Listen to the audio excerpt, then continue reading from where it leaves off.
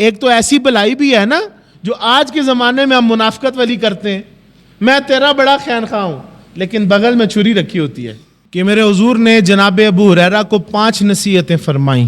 چوتھی نصیحت یہ فرمائی کہ وَأَحِبَّ لِلنَّاسِ مَا تُحِبُّ لِنَفْسِكَ تَكُن مُسْلِمًا۔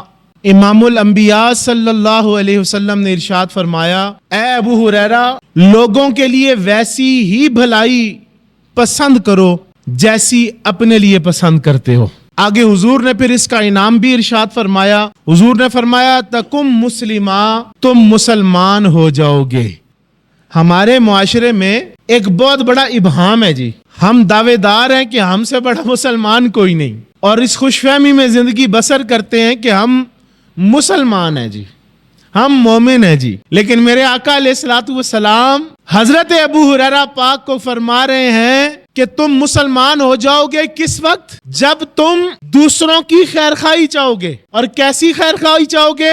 کہ جیسی بھلائی تم اپنے لیے پسند کرتے ہو ویسی ہی بھلائی جب لوگوں کے لیے پسند کرو گے تو حضور فرماتے تم مسلمان بن جاؤ گے۔ ایک تو ایسی بھلائی بھی ہے نا جو آج کے زمانے میں ہم منافقت والی کرتے ہیں، میں تیرا بڑا خیر خواہ ہوں، لیکن بغل میں چھری رکھی ہوتی ہے، میں تیرا بڑا خیر خواہ ہوں، اس سے اس کے دل کے راز اگلوا لیے، سمپتی دکھائی، چند میٹھے بول بولے، اس کے لفظ جانے، اس کے دل کے خیالات اور جذبات کو جانا، اور لوگوں میں جا کے ننگا کرنا شروع کر دیا۔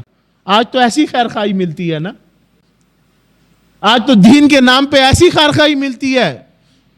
آج آپ کو کوئی مشفق و مہربان ملے تو آپ کے ساتھ یہ سلوک کرتا ہے، یہ خیر خواہی نہیں۔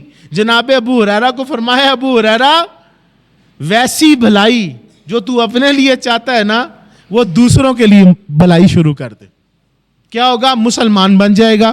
اور پھر آقا نے یہ جو ایک دین کی ترجمانی فرما دی، اور دین کا سب سے بڑا جو ستون ہے کیا؟ الدین النصیحہ، دین خیر خواہی کا نام ہے۔